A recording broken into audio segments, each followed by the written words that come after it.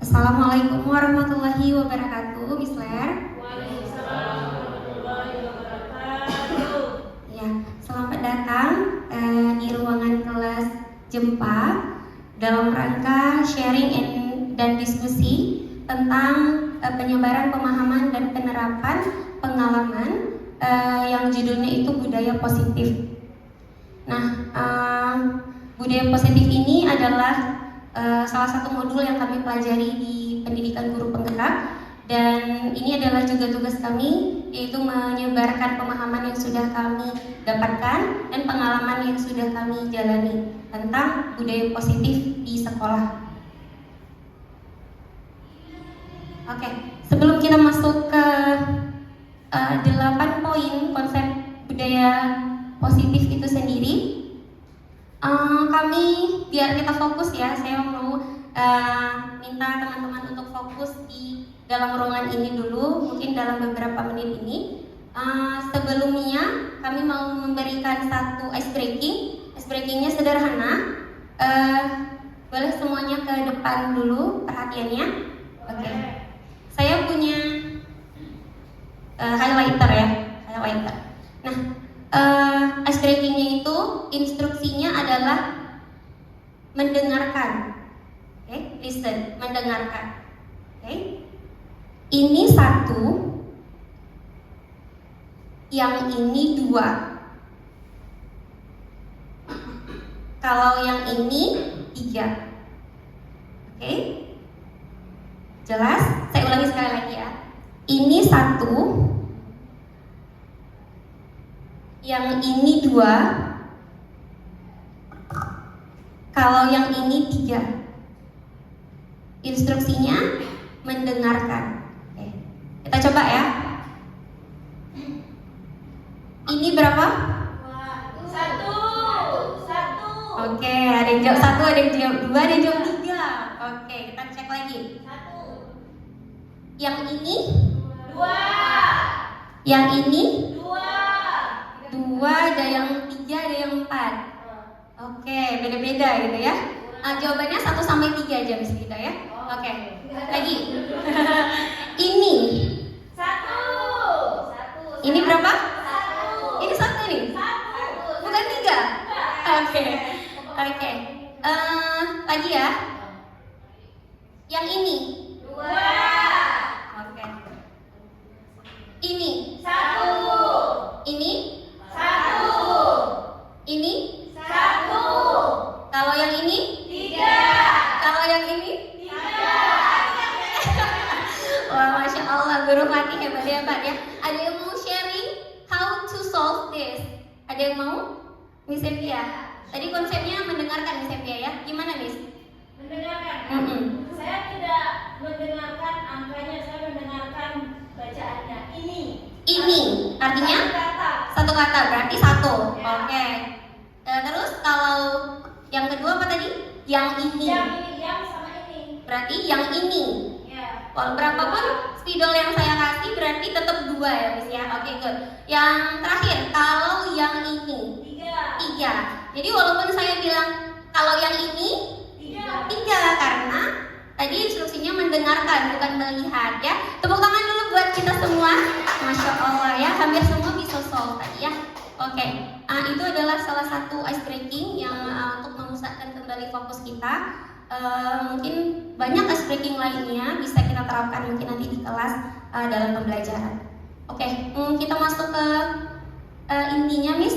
Di sini ada 8 poin yang akan kami coba paparkan tentang konsep inti budaya positif. Yang pertama adalah perubahan paradigma belajar. Yang kedua ada disiplin positif. Kemudian nilai-nilai kebajikan universal, motivasi perilaku manusia, kebutuhan dasar manusia, posisi kontrol guru, keyakinan kelas. Kita punya juga ya keyakinan kelas, kalau di kita itu harmony goals ya, harmony goals. Kalau bahasa Indonesianya kita keyakinan kelas. Kemudian yang terakhir adalah segitiga restitusi. Nah, yang pertama adalah pembelajaran dengan paradigma baru. Pembelajaran dengan paradigma baru dirancang untuk memenuhi kebutuhan unik dan perkembangan setiap peserta didik melalui pendekatan berdiferensiasi. Mungkin istilah diferensiasi sudah tidak asing lagi ya di telinga kita ya Miss ya. Diferensiasi itu different artinya berbeda-beda gitu ya. Jadi pembelajaran yang kita setting dalam kelas itu membuat aktivitas atau produk yang berbeda-beda, nanti akan kita lihat lebih lanjut. Jadi melalui pendekatan berdiferensiasi, siswa belajar dengan cara yang paling sesuai untuk mereka, mengikuti prinsip-prinsip teori psikologi modern. Tujuannya adalah membentuk generasi dengan karakter kuat sesuai profil pelajar Pancasila. Ada yang pernah dengar ya? Insya Allah pastinya pernah dengar profil pelajar Pancasila. Ada berapa ya kira-kira Miss? 5. Ada 5. Oke, kita coba kupas setelah ini. Iya, dikit lagi tambah 1. Ada 6 dimensi dari profil pelajar Pancasila, yaitu bagian dari pembelajaran dengan paradigma baru.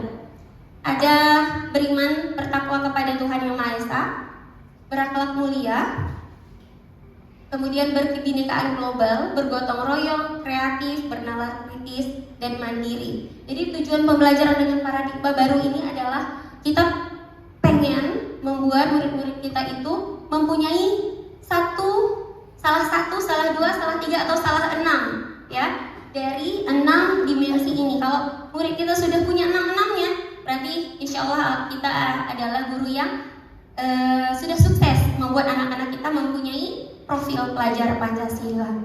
Kira-kira gimana Miss kalau kita lihat 6 dimensi ini? Hari ini I am 80% now. Please unplug me. Oke. Nah, sebelum kita lanjutkan ke sini, miskonsepsi tentang teori kontrol, saya boleh minta volunteers 2 orang untuk maju ke depan. Ada yang mau maju? 2 orang deh. Miss Pia 1 lagi. No problem. Oke. Oke, 1 lagi ada yang mau? Miss Pia. Oke, boleh. Silakan Miss. Ya. Di sini hadap-hadapan dengan Miss Pia. Nah, saya minta Miss sini lagi boleh Miss? Oke. Miss Pia dan Miss Pia. Miss Pia, mana tangannya Miss? Miss Pia menyimpan sebuah rahasia di telapak tangan Miss. Oke. Miss Pia, terserah mau gimana dengan rahasia ini. Nanti saya minta Miss Pia untuk membagikan rahasia ini, gitu. Jadi Miss Pia minta Miss Pia boleh dibujuk, boleh dipaksa, boleh digelitik apa gitu ya. Yang sampai Miss Pia itu mau sharing rahasia ini, gitu. Miss Pia terserah mau gimana, gitu ya. Ini rahasia Miss, istilahnya yang paling Miss jaga gitu, oke? Nah, kita lihat apa yang akan dilakukan Miss Pia sehingga Miss Pia mau membuka atau tidak. Kita lihat yang terjadi setelah ini, oke? Kami lihat timer 2 menit, 2 menit ya. Oke, kamera roll, action. Kalau berhasil tidaknya ada konsekuensi. Tidak ada konsekuensi apa-apa. Oke, kamera roll, action. 2 menit ya Miss. Boleh dibujuk, boleh diapa-apain. Dikasih hadiah ya, minta buka.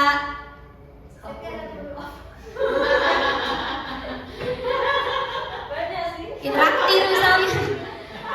Nanti saya traktir deh.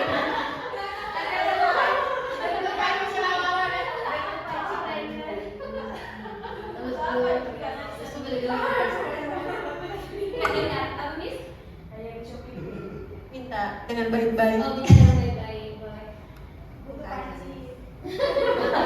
Biar tidak ada beban. Ini pasti beban Anda.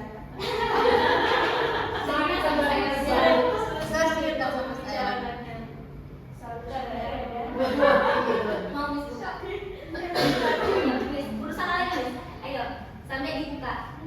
Ditarik lagi, ditarik dulu. Oh, dipaksa. Ini Membuka. Dibuka. Oke, kalau sekali dibuka ya. Oke. Terakhirnya Miss Sepia mau membuka kepalan tangannya. Thank you Miss Sepia and Miss Pia. Ya, hadiahnya ini aja. Iya, makasih ya Miss. Oke, terima kasih Miss Pia dan Miss Sepia. Tepuk tangan dulu buat teman kita. Oke. Nah, jadi yang barusan dilakonkan oleh Miss Sepia dan Miss Pia itu adalah tentang teori kontrol. Kira-kira tadi siapa yang pegang kontrol? Miss Sepia. Miss Sepia pegang rahasia di sini.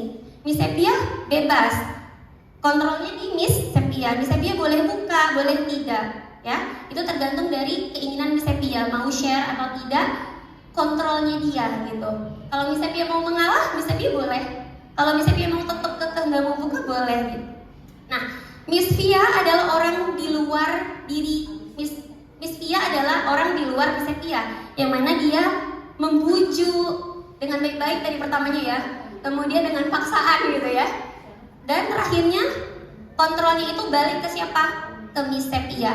Miss Sepia sebenarnya waktu dipaksa bisa saja tidak mau buka, tapi tadi terakhir Miss Sepia mau buka karena Miss Sepia memilih untuk kasihan katanya gitu ya, mau nangis. Oke. Nah, jadi yang barusan kita praktekkan itulah namanya teori kontrol.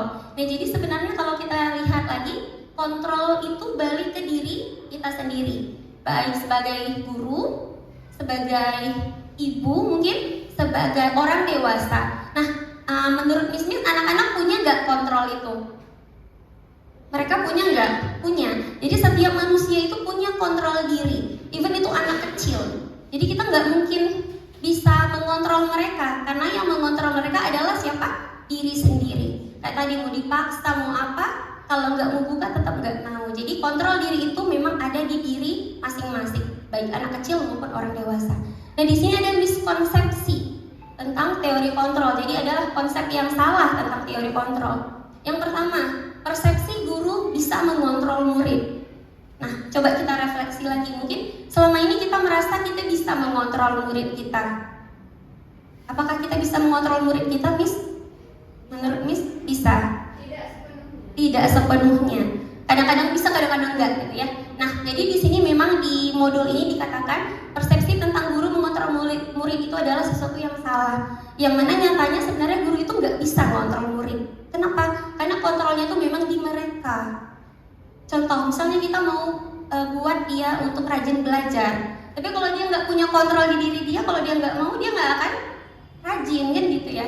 Jadi persepsi nomor satu itu salah, karena kontrol itu tetap di murid itu sendiri. Yang kedua adalah persepsi bahwa penguatan positif efektif dan bermanfaat. Penguatan positif di sini, misalnya kalau di Fatih kita ada sistem poin, ya. Jadi kalau kita kasih poin, kalau di sini katanya kalau penguatan positif itu efektif dan bermanfaat. Kalau yang Miss pikirkan gimana? Kalau kasih poin itu efektif enggak? Bermanfaatnya jangka pendek atau jangka panjang? Gimana? Ada yang ngaruh kalau dikasih poin, ada yang nggak ngaruh sama sekali. Nah, itu dia. Jadi persepsi di nomor 2 ini miskonsepsi juga, salah juga, bahwa penguatan positif itu ternyata nggak seefektif itu loh, gitu. Nggak sebermanfaat itu. Nah, kami pernah baca di modul ini ada sebuah cerita seorang guru mengajar di suatu kelas. Kelas tersebut terkenal baik-baik, terus mendengarkan missnya, patuh dan segala macam. Ternyata miss wali kelasnya itu tuh senang memberikan poin kepada anak-anaknya gitu. Nah, suatu hari missnya ini gak datang, digantikan oleh miss lain, miss B gitu. Miss yang lain yang menggantikan waktu masuk ke kelas, missnya lihat kok anak-anaknya gak sesuai dengan cerita ya, kok anak-anaknya gak patuh sama saya. Katanya anak-anak di kelas tersebut itu baik-baik dan mendengarkan, kok sama saya mereka enggak patuh, lari-lari, jalan-jalan seperti itu. Nah, ternyata itu adalah di sini miss wali kelasnya itu waktu hari-hari dia memberikan poin-poin, sedangkan miss penggantinya tidak. Jadi ketika miss penggantinya itu tidak memberikan poin, anak-anak itu kembali lagi seperti yang mereka mau, jalan-jalan, lari-lari, karena bisa nggak kasih poin. Nah, ternyata efek penguatan positif itu tidak se-efektif itu ternyata. Dia cuma jangka pendek. Mungkin hari itu pas ada miss-nya dan kasih poin, mereka dengerin. Pas nggak ada, belum tentu gitu ya. Nah, jadi itu nomor 2. Kalau nomor 3, persepsi bahwa orang dewasa berhak memaksa. Ini tadi contohnya ya, kalau kita paksa, kita orang dewasa kita berhak memaksa anak-anak. Itu benar nggak kira-kira? Kayaknya salah ya. Orang dewasa itu nggak berhak memaksa. Oke, yang keempat, persepsi bahwa kritik dan membuat rasa bersalah mampu menguatkan karakter. Nah, kritik dan membuat rasa bersalah mampu menguatkan karakter. Misalkan ada seorang anak yang buat salah gitu. Kita waktu nasehatin dia, kita membuat anak itu merasa bersalah misalkan. Nah, kita pikir kritik dan sikap kita membuat anak itu merasa bersalah. Kamu kenapa nggak bawa peci misalkan? Lupa miss atau hilang miss. Terus kita buat kalimat-kalimat yang membuat anak itu sampai dia itu merasa bersalah. Nah, kita pikir mungkin itu bisa menguatkan karakter dia. Ternyata menurut penelitian tidak sama sekali. Jadi mau itu penguatan positif, mau itu agak negatif ya, membuat rasa bersalah, ternyata tidak menguatkan karakter. Nah, ini adalah miskonsepsi tentang teori kontrol, yang mana balik lagi kontrol itu yang pegang adalah setiap individu seperti itu. Nah, di sini ada 2 bagian, kiri dan kanan. Di sini mengubah paradigma stimulus respon ke pendekatan teori kontrol. Coba kita cek satu-satu ya. Yang nomor 1, realitas kebutuhan kita sama. Yang sebelah sini, realitas kebutuhan kita berbeda. Miss setuju yang sebelah kiri atau kanan? Kanan ya, karena kita pasti kebutuhan kita beda-beda.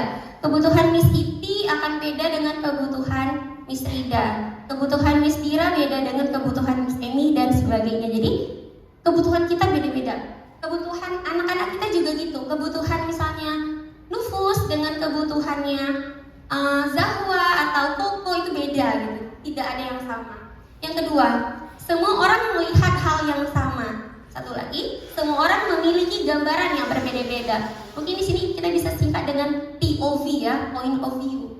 Kalau kita melihat suatu kejadian, apakah yang kita lihat dengan yang orang lain lihat akan sama pemahamannya? Belum tentu ya, Miss ya.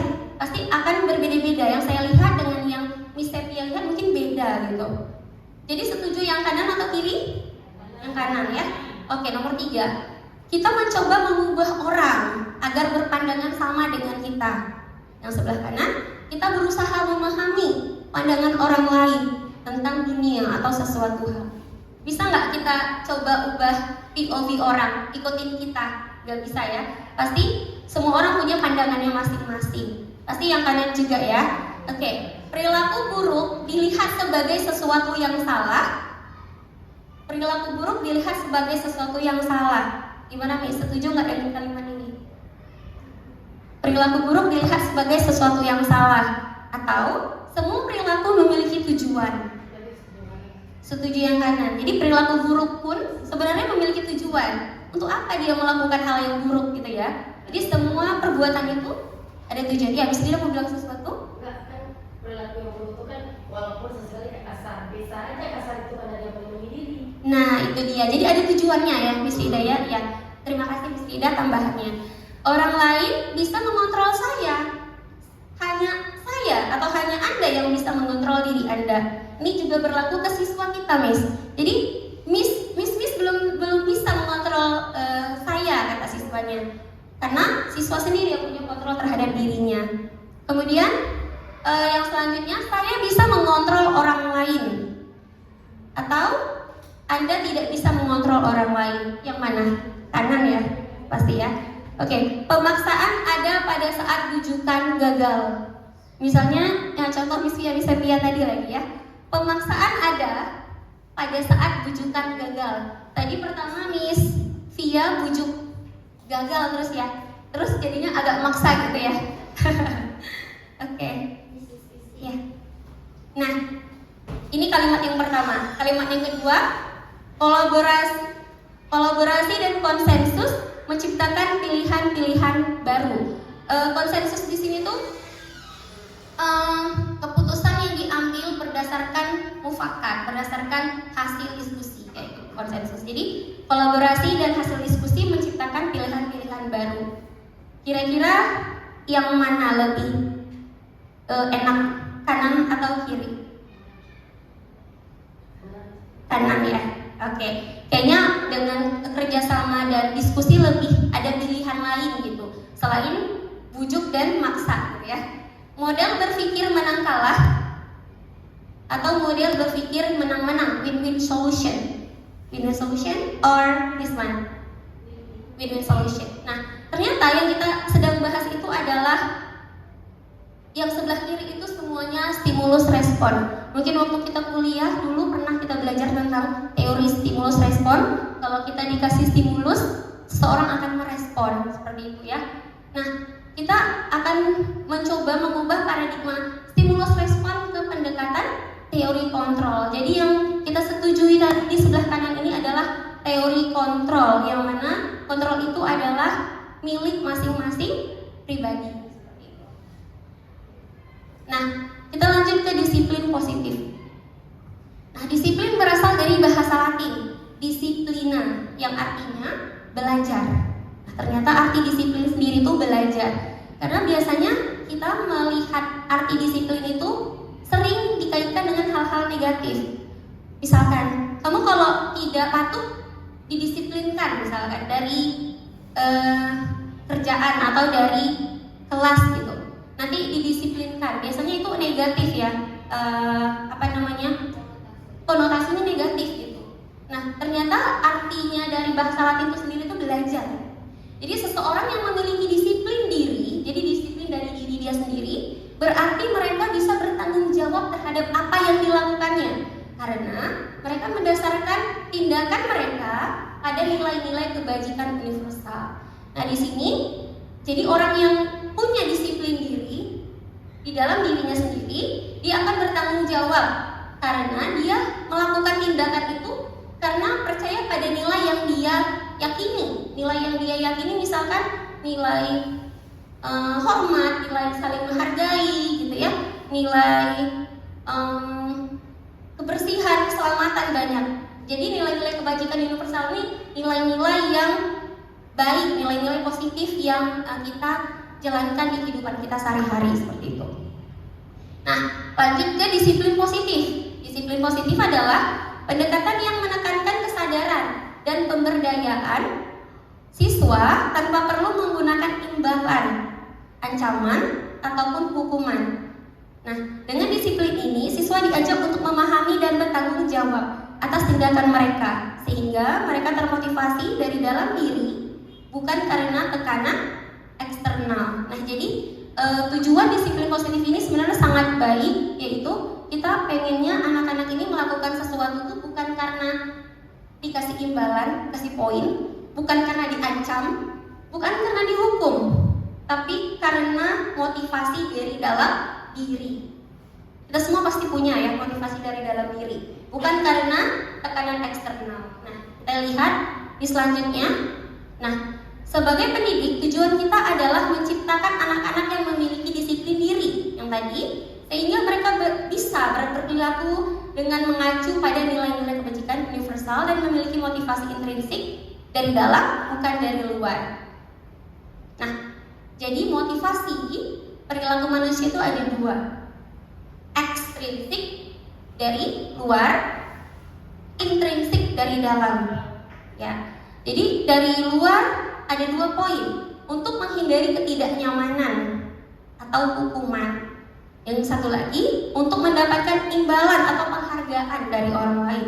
Itu dari luar ya, enggak dari dalam diri kita, tapi dari luar kita gitu. Nah, sedangkan motivasi intrinsik adalah motivasi yang berasal dari dalam diri kita.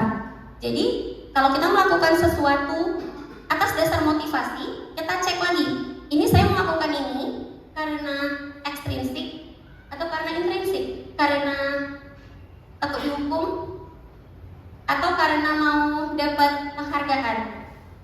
Kalau intrinsik, untuk menjadi orang yang mereka inginkan dan menghargai diri sendiri dengan nilai-nilai yang mereka percaya.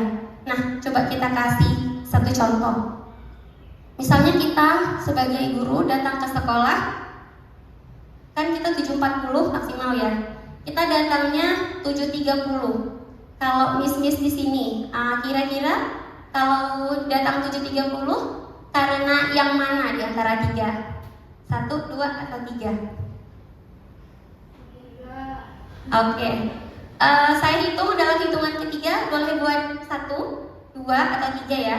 Ini nomor 1, ini nomor 2, ini nomor 3. Oke, angkat tangannya. Ini atau gini. 1, 2, 3. Ada yang 1, ada yang 3. Oke. Ada yang 2 mungkin juga ya. Oke, nggak apa-apa. Karena ini kan memang motivasi kita melakukan sesuatu. Kita datang ke sekolah misalkan nggak mau dihukum, artinya nggak mau potong gaji misalkan. Atau kita datang ke sekolah tepat waktu mau mendapatkan imbalan atau penghargaan, biar dilihat sama atasan misalkan, biar dilihat sama murid-murid bahwa saya tuh guru teladan loh, saya tuh datang cepat.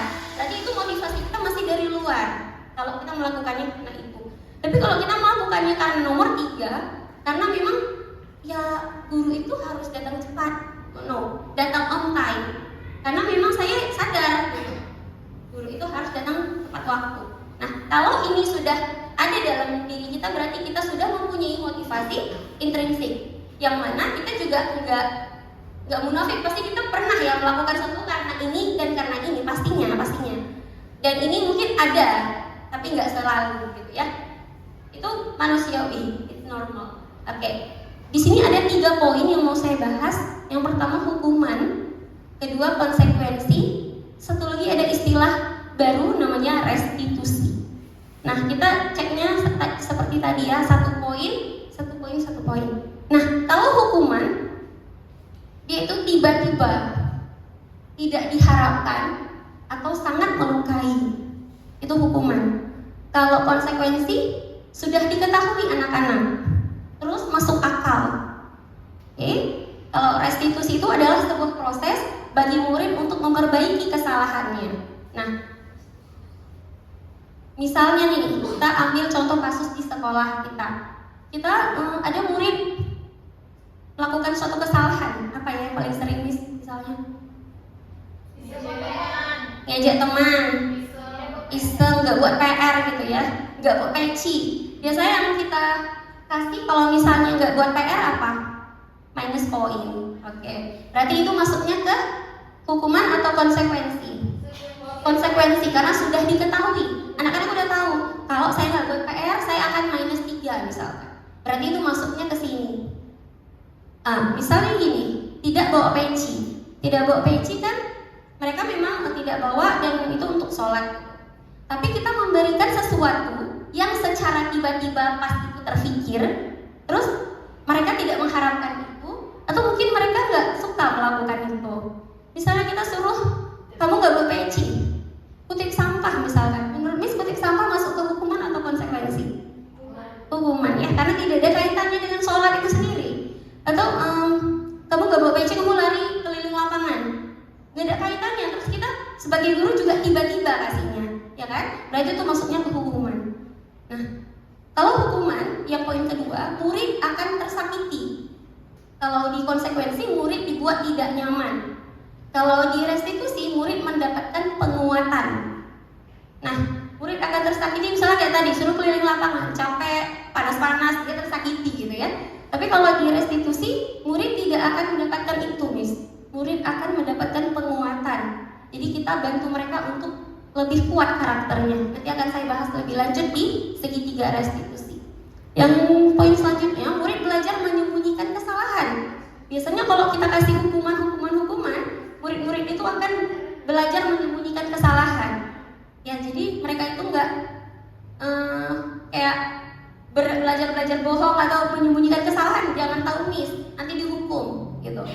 Kalau ini anak-anak berusaha menghormati peraturan kalau kita kasih konsekuensi.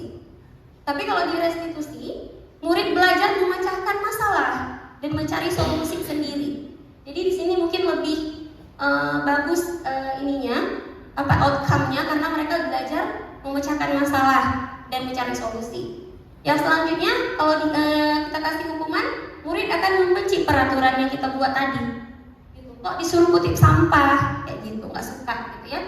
Kalau di sini dikasih konsekuensi, murid kehilangan hak waktu jeda seorang diri atau penahanan, misalnya nggak boleh break. Dan anak-anak tahu kalau misalnya nggak selesai nggak boleh break, mereka tahu berarti itu konsekuensi misalnya.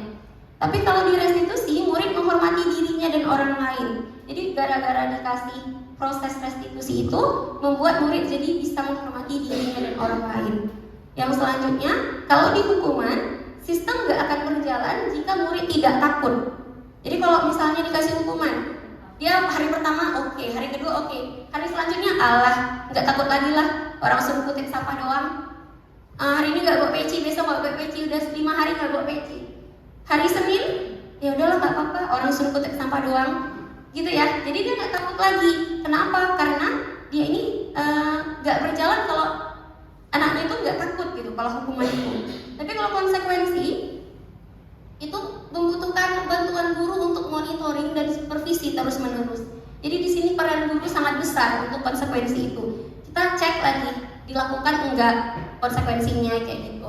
Tapi kalau di restitusi, murid belajar bertanggung jawab untuk perilakunya sendiri. Memang tidak semudah itu ya misalnya, tapi ini proses di restitusi ini. Kita akan bahas lebih lanjut tentang restitusi nanti ya. Nah, kita selingi dulu dengan kebutuhan dasar manusia. Nah, kebutuhan dasar manusia adalah seluruh tindakan manusia memiliki tujuan tertentu yang kita bahas di awal tadi. Semua yang kita lakukan adalah usaha terbaik kita untuk mendapatkan apa yang kita inginkan. Ketika kita mendapatkan apa yang kita inginkan, sebetulnya saat itu kita sedang memenuhi satu atau lebih kebutuhan dasar kita. Nah, jadi ketika seorang murid melakukan satu perbuatan yang bertentangan dengan nilai-nilai norma kebajikan atau melanggar peraturan misalnya, hal itu sebenarnya dikarenakan mereka gagal memenuhi kebutuhan dasar mereka. Ini kalimat ini terkait dengan yang tadi Miss Rida sampaikan ya. Kalau misalkan anak itu melakukan sesuatu yang salah, apa tadi Miss Rida bilang? Mungkin dia karena ada sesuatu, kenapa dia buat itu gitu kan ya? Membela diri. Nah, jadi di situ membela diri kata Miss Rida. Nah, jadi mungkin membela diri itu adalah bagian dari kebutuhan dasar kita, kebutuhan dasar anak-anak kita. Nah, ini adalah 5 kebutuhan dasar manusia. Yang pertama bertahan hidup. Di situ termasuk makan, pakaian, tempat tinggal, keamanan, kesehatan dan lain-lain. Yang kedua ada kasih sayang dan rasa diterima. Kebutuhan untuk diterima, disayang, koneksi, dipedulikan, keinginan terhubung dengan orang lain, menjadi bagian dalam kelompok dan sebagainya. Penguasaan, kebutuhan pengakuan atas kemampuan diri, harga diri, keinginan dianggap, memimpin, diakui, dihormati dan sebagainya. Ini kebutuhan penguasaan. Kebutuhan kebebasan, kebutuhan akan pilihan, mandiri, memiliki pilihan, mencoba hal baru dan bisa mengendalikan diri. Yang terakhir kesenangan, kebutuhan untuk merasa senang, bermain, tertawa, antusias dan sebagainya. Kira-kira seorang manusia butuh 5-5-nya atau satu aja udah cukup? Semua ya. Misalnya kalau misalnya nggak ada poin kesenangan, bisa kira-kira hidup dengan nyaman? Tidak bisa ya? Oke. Kira-kira Miss Dira kalau nggak ada poin kebebasan, gimana Miss Dira? Nggak bisa ya? Mesti kita nggak bisa bertahan karena kita hidup itu butuh 5-5-nya. Nah, Miss, ternyata anak-anak kita juga sama. Mungkin kadang memang kita kalau kita refleksi lagi ke belakang, kadang kita lupa anak-anak kita tuh butuh 5-5-nya loh, kayak gitu. Nah, coba kita kupas lagi setelah ini ke kebutuhan 5 dasar kebutuhan manusia ini. Nah, di sini ada contoh kasus siswa. Dimas namanya. Dimas mengambil bekal makanan temannya tanpa izin. Ada bekal, diambil, dia lari gitu. Terus dia ditegur dan ditanya oleh guru karena perbuatannya. Nah, kasus nomor 1. Waktu gurunya tanya, kenapa Dimas kamu ambil makanan kamu? Dimas jawabannya gini. Dia merasa bosan dengan bekal makanan yang dibawakan ibunya dari rumah. Karena ibunya selalu bawa bekal yang sama terus. Oleh karena itu, dia ingin coba makanan teman-temannya yang beraneka ragam gitu. Kira-kira Dimas sedang berusaha memenuhi kebutuhan apa? Dia bosan karena makanannya itu terus. Tadi 5 kebutuhan itu ada apa aja ya? Kebebasan, penguasaan, kesenangan, disayangi, bertahan hidup. Kira-kira nomor 1 ini apa? Kesenangan ya. Saya kunci dulu kesenangan. Ada yang beda? Dia bosan karena dia makanannya itu terus. Saya kunci ya, kesenangan. Oke, nomor 2. Kebebasan, kesenangan, kebebasan. Boleh, ada kesenangan, ada kebebasan. Berbeda-beda tapi tetap satu tujuan. No problem. Nanti kita cek jawabannya. Nomor 2. Kalau waktu ditanya Dimas jawabnya, saya lapar Bu. Orang tua saya tidak bawa bekal makan siang. Maka kebutuhan dasar yang sedang Dimas penuhi adalah bertahan hidup. Kalau dia nggak makan siang tuh pingsan dia. Jadi dia ambil aja makanan kawannya. Setuju ya semuanya bertahan hidup ya? Oke, dikunci. Nomor 3. Jawaban Dimas, dia merasa hebat karena temannya jadi takut sama dia dan menuruti keinginannya. Jadi kalau misalnya pas dia ambil lari terus temannya diem aja, dia merasa hebat gitu. Jadi Dimas sedang memenuhi kebutuhan apa, Miss? Penguasaan. Kita kunci ya, penguasaan. 4. Di sini jawaban Dimas itu, saya iseng-iseng saja Bu. Dia menikmati ekspresi wajah teman-temannya yang kesal. Dimas kan gitu ya, kesal teman-temannya. Terus ekspresi teman-temannya itu lucu menurut dia. Itu kira-kira Dimas sedang memenuhi kesenangan. Oke, kita kunci lagi terakhir. Dimas itu merasa senang temannya memperhatikan dia. Ketika temannya melaporkan tindakannya kepada bu guru telepon orang tuanya. Bu, anak ibu ambil makanan kawan nih, gitu kan. Terus orang tuanya jadi memperhatikan dia. Kira-kira ini Dimas sedang memenuhi kebutuhan kasih sayang. Kita cek ya satu-satu. Kebebasan, nomor 1 kebebasan. Karena dia bosan, dia pengen yang lain gitu. Mencoba hal baru gitu, pilihan yang lain. Oke, nomor 2. Bertahan hidup jelas ya karena dia lapar. Nomor 3, penguasaan karena dia pengen ditakuti teman-temannya. Nomor 4, kesenangan.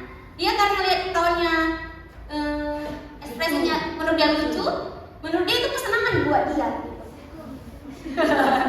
Oke, yang kelima adalah kasih sayang dan rasa diterima. Nah, mari kita refleksi, Mister. Ternyata satu kasus itu bisa banyak contoh kebutuhan dasar yang anak-anak kita tuh mau penuhi ternyata. Beda-beda ya. Mungkin kelimanya ini pernah terjadi di kita gitu, pernah terjadi. Nah, mungkin kita bisa refleksi diri. Selama ini kita mungkin kurang melihat ini anak ini sedang memenuhi kebutuhan yang mana sih? Kok dia melakukan ini? Kadang nggak make sense sama kita gitu. Ternyata ada 5 yang beda-beda gitu kebutuhannya yang dipenuhi. Nah, Miss, iya.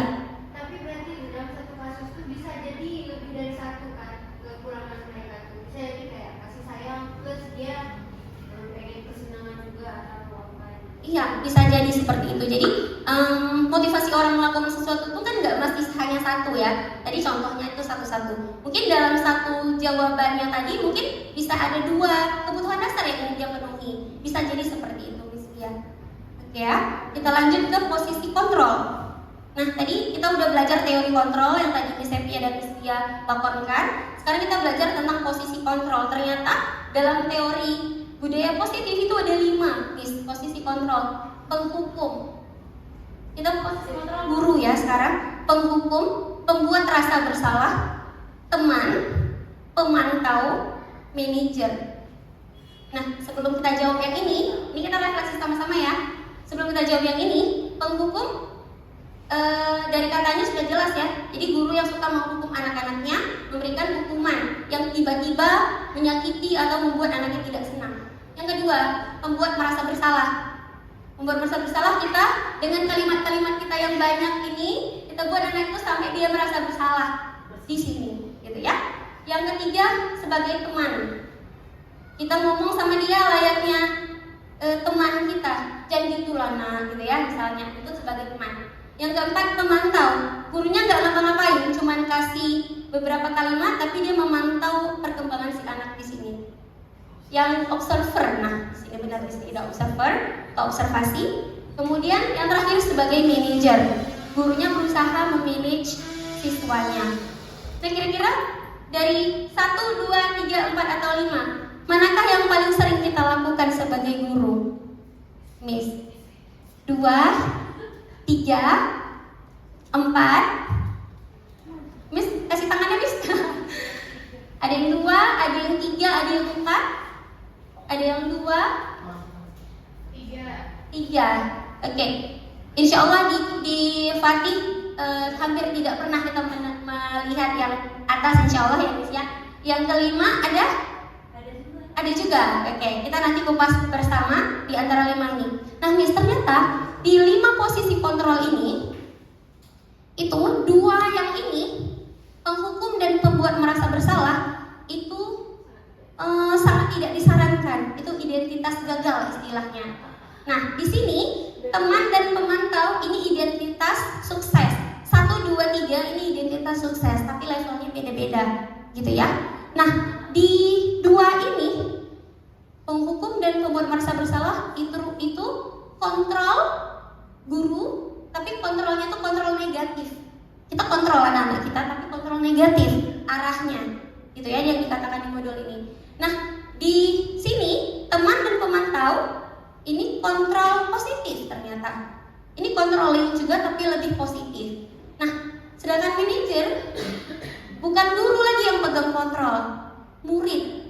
Jadi kalau guru melakukan posisi kontrol sebagai manajer, kita menghasilkan murid yang bisa mengontrol diri mereka sendiri. Jadi di sini guru ini membantu siswanya bisa kontrol diri mereka sendiri.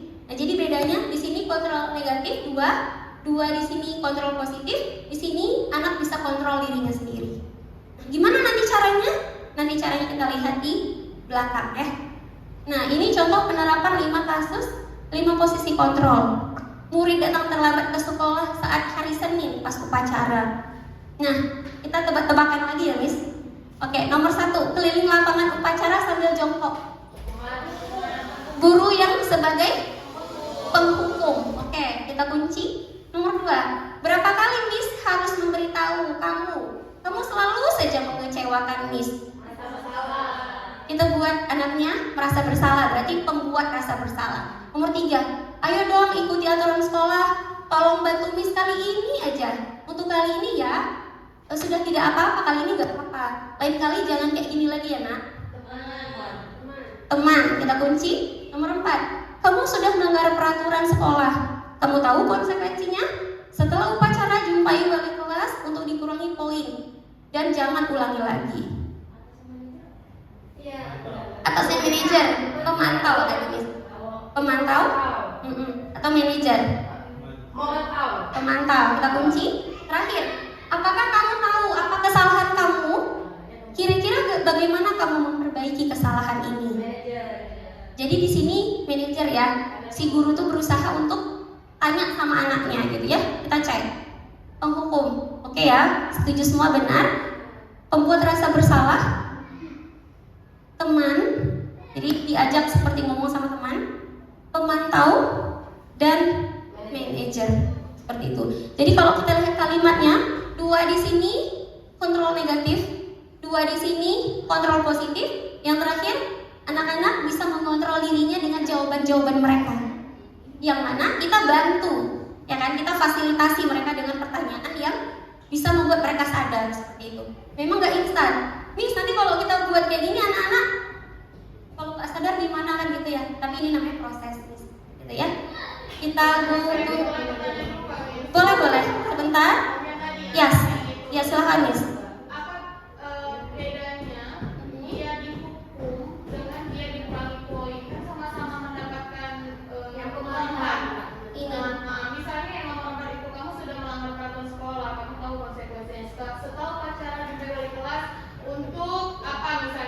Ambil sampah gitu kan sama juga dengan itu dengan hukuman itu bentuknya harus fisik kan bisa juga misalnya karena karena telah upacara kurangin poinnya, apa itu termasuk penghukum atau termasuk pemantau gitu.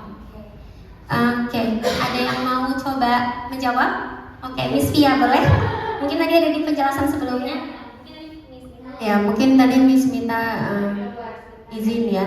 Tadi bedanya hukuman, ini kalau menurut yang saya pahami Miss yang nomor 4 itu lebih ke konsekuensi.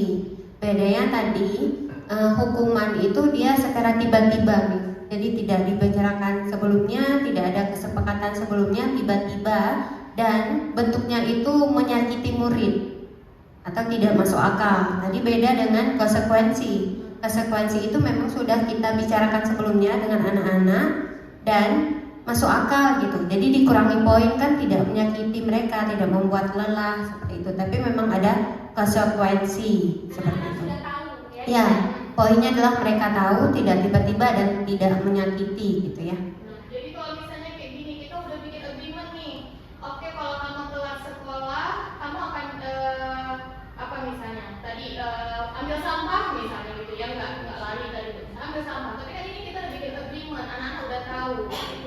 Pengurangan poin mungkin kelihatannya tidak sakit, tapi ada juga yang malah sampai nangis karena pengurangan poin. Artinya kan sama aja, bentuknya hukuman juga. Saya serahkan ke Gimana tuh? Kita udah bikin agreement nih, kalau kamu telat upacara, kamu harus ambil sampah misalnya. Kalau tadi kan ambil sampah itu termasuk hukuman gitu kan, bukan konsekuensi. Tapi kita udah agreement nih, anak-anak udah sama-sama tahu. Oke, kalau aku nanti telat, aku akan ambil sampah nih. Sama kayak poin tadi. Kalau poin, kalau tiba-tiba kita nggak bikin agreement dulu, tapi langsung kita kurangi poin. Artinya kan dia menghukum juga kan? Terima kasih Miss Mita atas pertanyaannya. Saya akan menambahkan tadi yang Miss Mia jawab itu sudah benar, tapi tambahannya mungkin kalau misalnya di sini, tapi bisa aja di sini misalnya kamu kurangi poin juga di sini gitu ya. Nah, jadi balik lagi, hukuman dengan konsekuensi itu bedanya. Kalau hukuman itu nggak ada kesepakatan, murid itu nggak ikut buat hukuman peraturan itu gitu. Jadi pas mau di kelas, kalau kamu terlambat, buang sampah misalkan. Tapi itu udah disetujui, katakanlah gitu ya, udah disetujui dengan anak-anak. Menurut Miss itu hukuman atau konsekuensi? Konsekuensi. Jadi konsekuensi karena semuanya sudah setuju. Itu masuknya ke konsekuensi. Nah, tapi ada juga yang beda. Ada yang hukuman itu kalau nggak masuk akal, itu masuknya ke hukuman.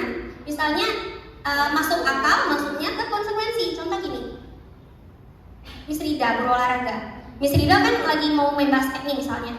Ada anak-anak yang buat kesalahan, misalnya terlambat datang atau terlambat ganti baju atau apa. Miss Rida bilang, lari ya kamu 5 kali putaran, warming up. Sedangkan teman-temannya cuma 2 kali, tapi anak yang terlambat ini dikasih 5 kali. Menurut Miss itu hukuman atau konsekuensi? Konsekuensi. Hukuman. Nah, kalau anak-anak itu sudah tahu kalau dia terlambat dia bakal lari, itu jatuhnya ke konsekuensi. Tapi kalau misalnya Miss Rida bilangnya hari itu di depan dia, gitu kan? Itu masuknya ke hukuman. Dadakan, gak ada kabar tiba-tiba suruh lari, kayak gitu. Itu masuknya ke hukuman. Walaupun yang lari tadi itu sebenarnya ada kaitannya dengan olahraga, gitu. Tapi kalau tidak ada briefing dengan anak-anak, tidak ada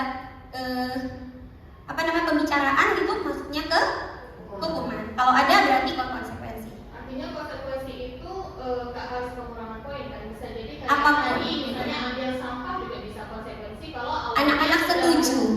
Sudah ada agreement di Benar, awal. iya seperti itu. Miss Fitri? Ini baru sampai kejadian ya, jadi saya bingung. Tadi case ya. Jadi tadi itu ada satu siswa ketika disuruh untuk ke depan, tapi dia itu marah gitu. Terus kayak karena udah selesai nih waktu mainnya gitu. Jadi akan ke di area gitu. Kemudian dia mempas pintu yang memang sebesar-besarnya suara pintu itu, dan saya panggil gitu kesini gitu. Kamu kesini. Kemudian dia ignore. Berkali-kali saya panggil ignore. Kemudian saya juga jadinya kan emosi gitu.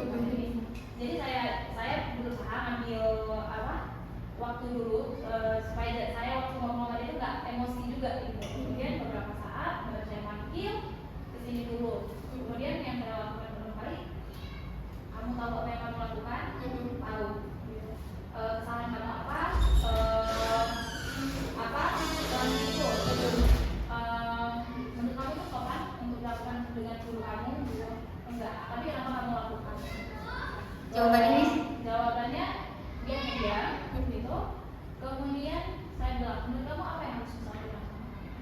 ini poinnya Miss, dengan santai. Dengan santai.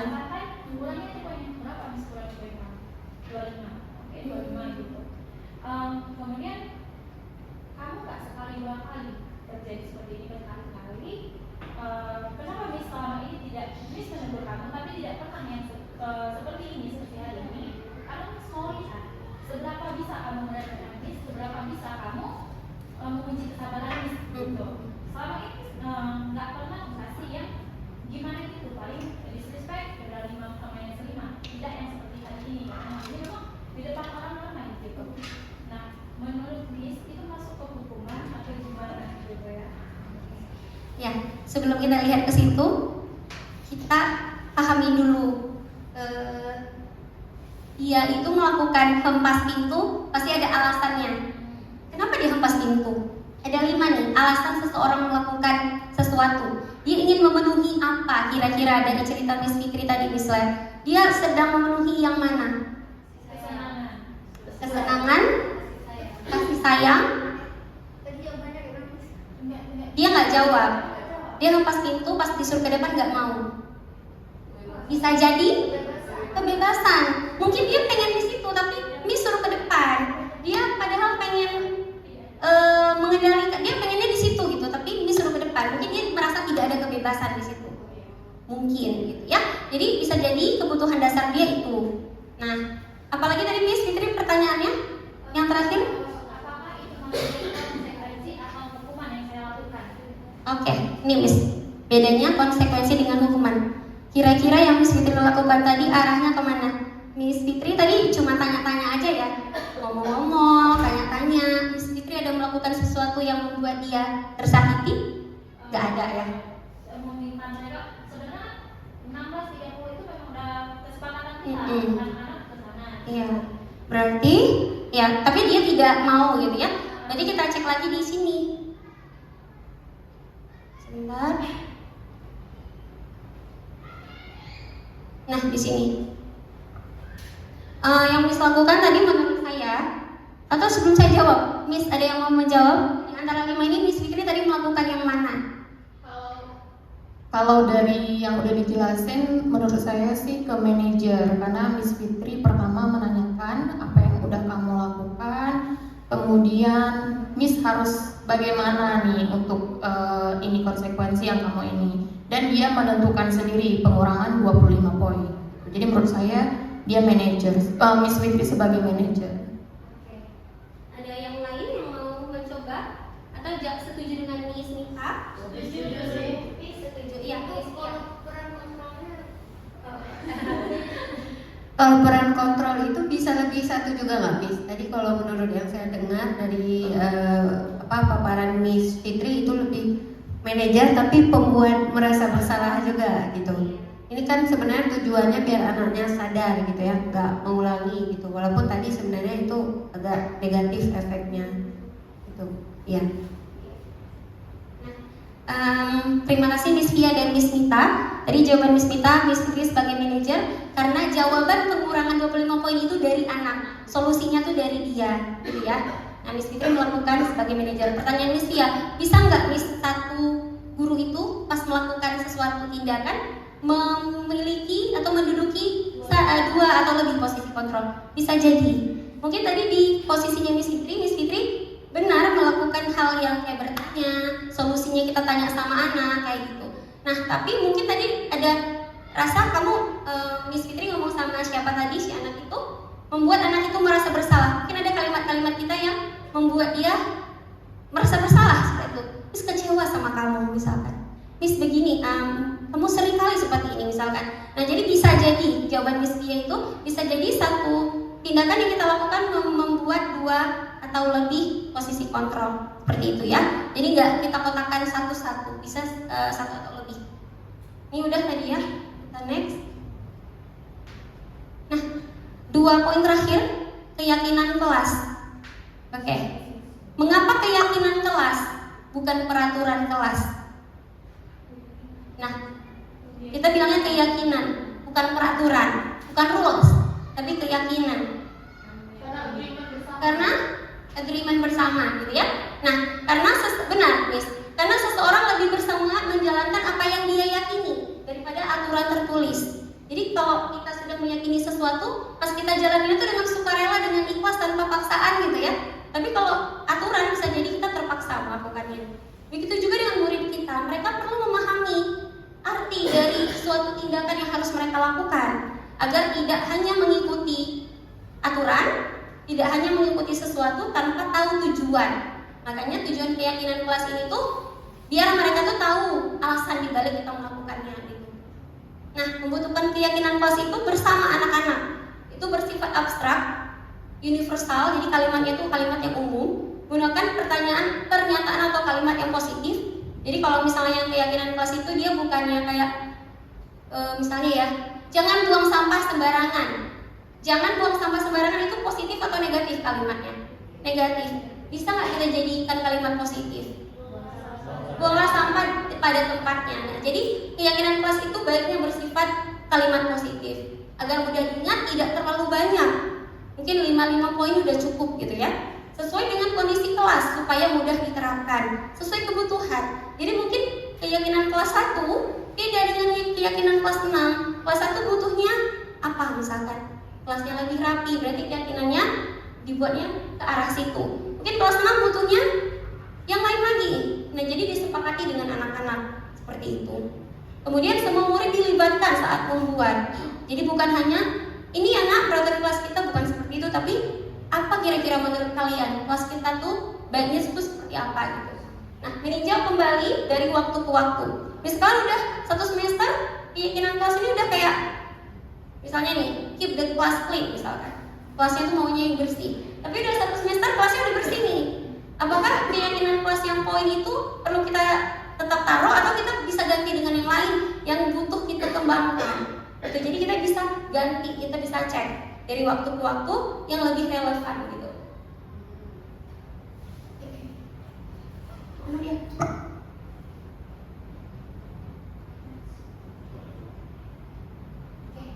Nah, ciri-ciri restitusi ya. Restitusi ini sebelum masuk ke segitiga restitusi. Untuk keyakinan kelas tadi saya ada contohnya, nanti saya tampilkan di belakang ya. Nah, untuk ciri-ciri restitusi, yang pertama, belajar dari kesalahan, bukan menebus kesalahan. Jadi kita mengajak anak-anak ini, udah buat salah, kita belajar dari kesalahan. Bukan karena kamu melakukan salah, apa yang bisa kamu tebus, nggak gitu ya. Memperbaiki hubungan. Jadi kalau di restitusi ini kita ajak anak-anak memperbaiki hubungan, bukan makin marah sama kita, tapi kita ajak memperbaiki hubungan yang salah tadi, yang tidak harmonis tadi, kita ajak perbaiki. Kemudian menawarkan, bukan memaksa. Restitusi adalah cara terbaik, menuntun untuk melihat ke dalam diri anak. Jadi kita bantu dia untuk sadar gitu. Apa ya yang saya buat ini? Bantu dia untuk sadar. Itu restitusi. Mencari kebutuhan dasar yang mendasari tindakan. Seperti kasusnya yang tadi Miss Fitri ya, anak Miss Fitri tadi yang Miss Fitri jumpa, itu kita cari dulu kebutuhan dasar apa yang mendasari tindakan dia kayak gitu tuh kenapa gitu. Kita cari kebutuhan dasar dia. Mungkin dia pengen bebas, makanya dia kayak gitu. Kemudian berfokus pada karakter, bukan tindakan. Jadi kita nggak fokus sama tindakan dia, tapi pada karakternya yang mau kita bentuk. Kemudian berfokus pada solusi. Solusinya dari siapa? Dari anak itu. Kita bantu gali solusi. Terakhir, mengembalikan murid yang berbuat salah. Murid yang berbuat salah pada kelompoknya dengan karakter yang lebih kuat. Biasanya kan gini, misalnya ada murid buat salah, kita tegur. Teman-temannya kan tahu ya, dia salah tuh. Teman-temannya mungkin bisa jadi ejek di belakang atau mengucilkan dia. Tapi kalau dengan restitusi itu kita membuat anak yang salah tadi bisa kembali ke kelompoknya dengan karakter atau mental yang lebih kuat, gitu ya. Ini contoh, ini segitiga restitusi. Ini adalah kondisi di mana murid dapat memperbaiki kesalahan sehingga mereka dapat kembali ke kelompok dengan karakter yang lebih kuat dan lebih bijaksana. Tujuannya agar murid mandiri dan bertanggung jawab atas perilaku mereka. Nah, di sini segitiga restitusi ya, dikatakan segitiga karena ada 3 sisi yang harus kita lakukan. Yang pertama, menstabilkan identitas. Yang kedua, validasi tindakan yang salah. Yang ketiga, menanyakan keyakinan. Saya yakin kita semua di sini pernah melakukan ini. tapi mungkin ini lebih di kelompokkan step-stepnya, Miss, gitu ya. Kita ada juga face to face ya di sekolah kita di Fatih, tapi mungkin step-stepnya perlu kita kelompokkan lagi seperti itu. Yang nomor 1, menstabilkan identitas. Nah, di sini berdasarkan prinsip membuat kesalahan adalah bagian dari proses pembelajaran. Menggeser identitas gagal menjadi identitas sukses. Nah, kalimat yang kita bisa keluarkan ketika kita, tadi kan Miss Fitri contoh ya Miss, kami ambil contoh Miss Fitri, ngobrol sama anak, kita punya 3 step tadi. Yang pertama, stabilkan identitas dia dulu. Kalimat apa yang bisa kita bilang ini, bisa pakai ini? Berbuat salah itu wajar, nah. Kita buat dia tuh senyaman mungkin. Jangan sampai dia tuh merasa terintimidasi misalkan gitu ya. Kita bisa pakai kalimat ini, tidak ada manusia yang sempurna. Miss juga nggak sempurna, gitu kan? Miss juga pernah kok kayak gitu waktu kecil. Miss juga pernah marah kayak gitu. Miss tidak mau mencari siapa yang salah, tapi Miss ingin mencari solusi. Kamu berhak merasa begitu, wajar kamu merasa begitu. Kita boleh stabilkan dulu identitasnya biar dia reda dulu, gitu ya. Next.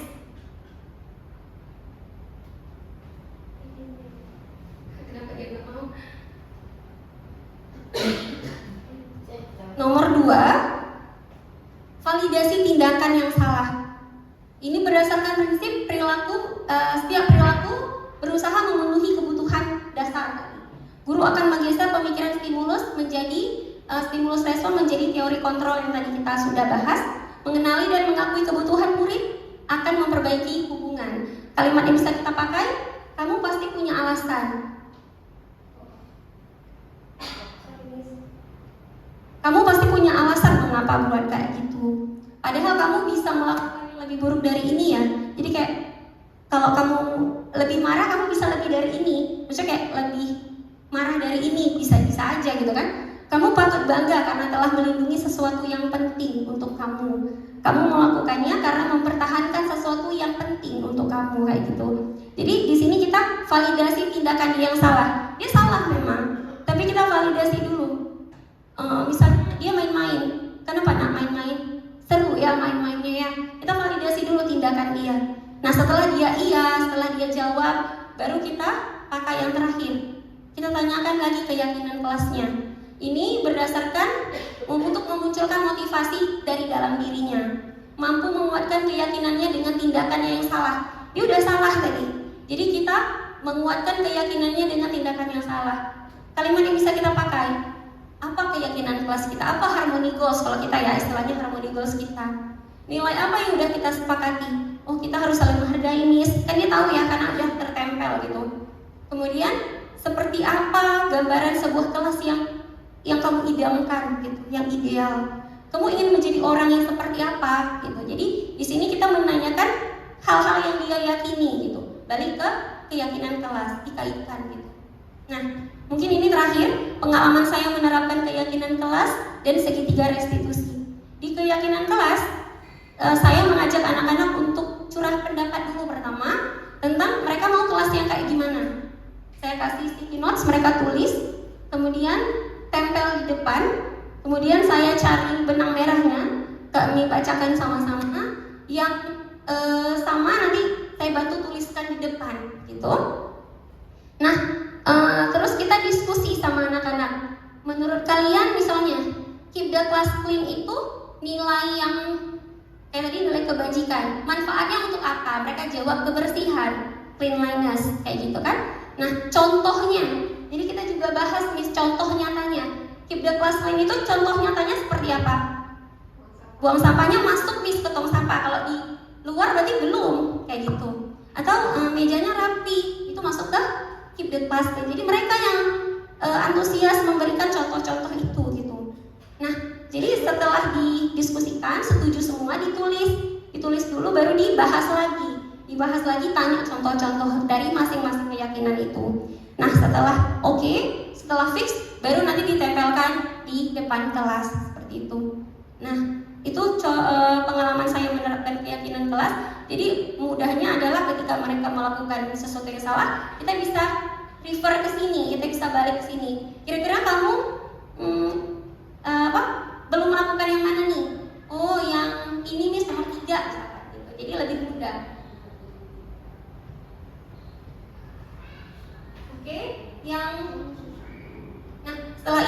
adalah video tentang segitiga restitusi. Ada dua anak, ada Aga dan Astiara. Di sini Aga kasusnya main peci di musola sampai kena wajah temannya marah. Kalau satu lagi kasusnya Astiara yang datang terlambat, kita ajak berdiskusi. Nah, jadi tadi kita bahas tentang segitiga restitusi ada 3 step. Jadi itu bisa dipakai untuk tes untuk masalah untuk masalah apapun yang terjadi di kelas, masalah apapun itu mau terlambat, tidak buat PR apapun, kita bisa pakai segitiga restitusi itu. Jadi ada videonya nih, saya putar salah satu aja. Mau yang mana? Yang masalah tidak bawa peci atau yang terlambat ke sekolah? Boleh. Dua-duanya ya, kita lihat dulu ya. Tapi tes ya.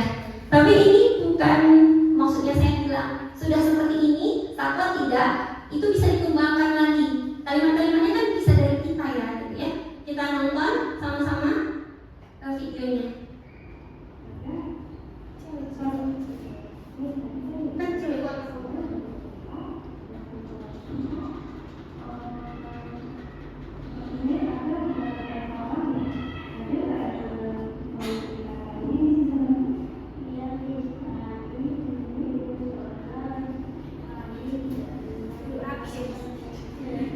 Ada video ini.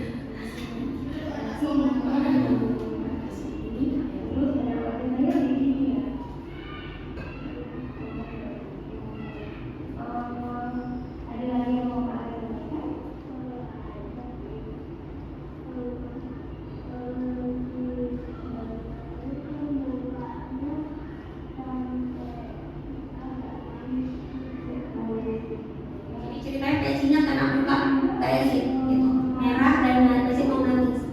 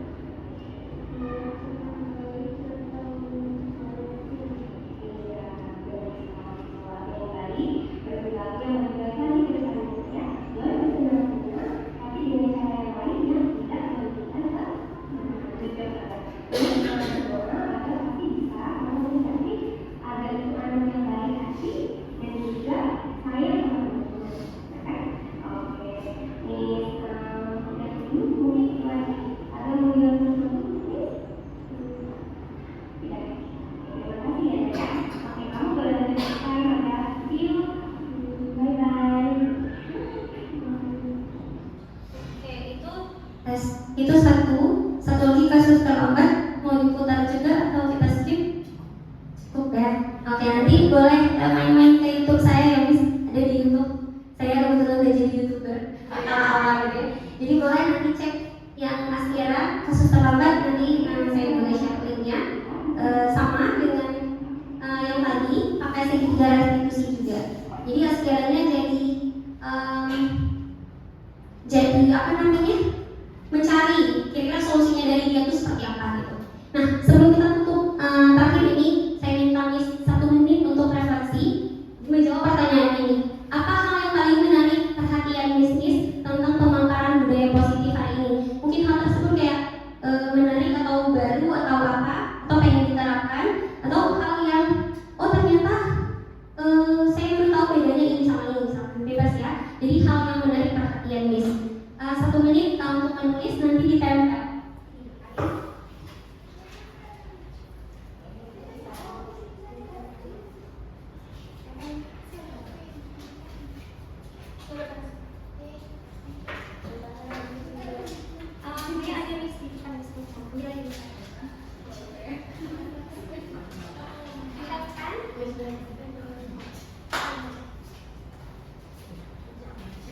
Hal apa yang paling menarik perhatian saya? Tentang pemaparan tentang budaya positif. Kita belajar bersama. Boleh 1 menit. Boleh yang sudah selesai boleh langsung ditempel Miss. Nggak usah. Saya tahu tulisannya. Kayak gitu. Ini cuma untuk refleksi kita saja. Ada yang sudah selesai boleh langsung tempel Miss. Miss Dira yang sudah selesai Miss. Insyaallah. Miss Emi mau pakai ayat gitu. Iya boleh pakai ayat ini. Pakai bahasa Arab. Miss Rida udah. Miss saya kata lain Miss. Oh, Miss Putri ada peta? Saya ada peta. Oke. Ya, ditunggu yang lain kalau sudah selesai.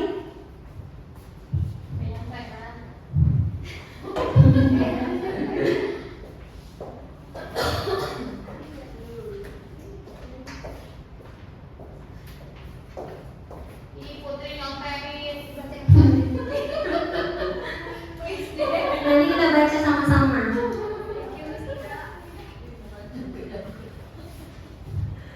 Ya, 30 detik lagi. kalau pertama Sampai jadi pesawat. Tidak ada konsekuensi Miss.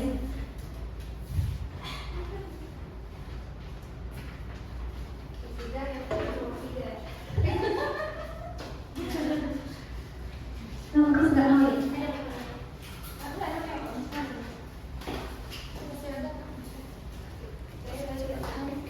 Oke. Udah hampir selesai semuanya. 1 Miss lagi. Oke, boleh.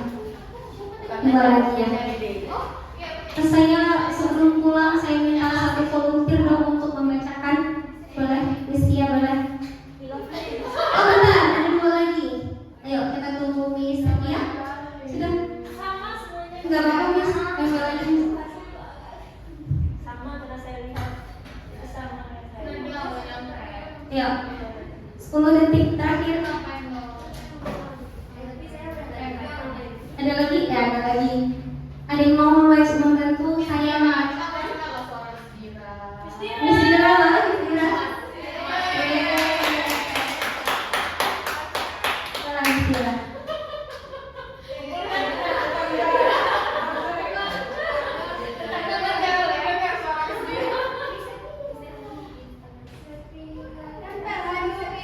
Oke, yang pertama. Miss, Sepia belum nih. Yang aku Sini saya bantu. Jawabannya yang Mas ya. Yang itu bisa Tia ya. Oke. Yang pertama saya tertarik dengan pemaparan budaya positif. Saya jadi tahu perbedaan hukuman dan konsekuensi. Saya bisa mengetahui bagaimana cara kita membantu murid kita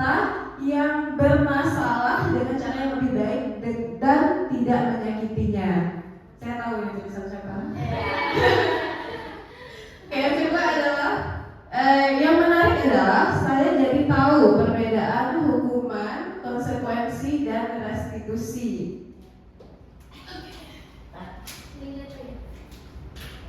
Yang ketiga di sini ada 3 poin. Yang pertama, 5 posisi kontrol. Yang kedua, ternyata ada hal atau cara positif dan berdampak positif juga dalam menegur siswa. Yang ketiga, sangat bermanfaat, Miss. Oke. Selanjutnya, perbedaan hukuman, konsekuensi, dan restitusi. Kemudian ada hal yang menarik bagi saya mungkin tentang teori kontrol seorang guru. Ya. Kemudian banyak ilmu baru. Terima kasih Miss Fedy. Semoga Allah mudahkan kita untuk mengaplikasikannya. Amin. Semangat teman-teman. Selanjutnya, yang menarik perhatian dalam pemaparan tadi ialah menjadi guru yang menyenangkan bagi siswa. Oke. Kemudian kita tidak bisa menjadi pengontrol siswa, tetapi mereka lah yang bisa mengontrolnya. Oke. Yang menarik adalah bisa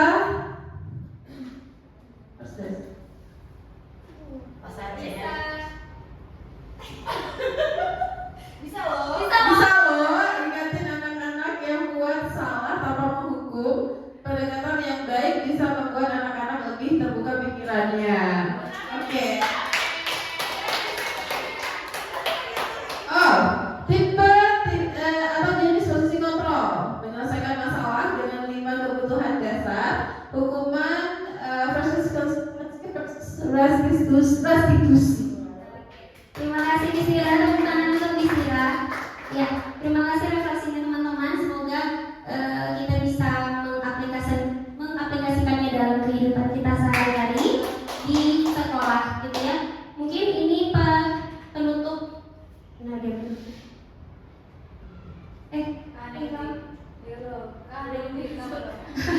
Mungkin dia agak mau lagi ya. Oke. Dalam penerapan disiplin positif, hendaknya guru memiliki kepribadian, profesionalitas, dan sosial yang baik, di mana guru mampu merefleksi diri kita dalam posisi kontrol saat ini. Tadi kita udah banyak refleksi diri ya. Kita sekarang di posisi yang mana yang sering kita lakukan? Bagaimana perjalanan kita sebagai guru, sebagai among atau manajer yang menuntun murid-murid kita untuk menjadi insan yang mandiri, merdeka, dan bertanggung jawab. Bismillah, kita akan coba bersama-sama.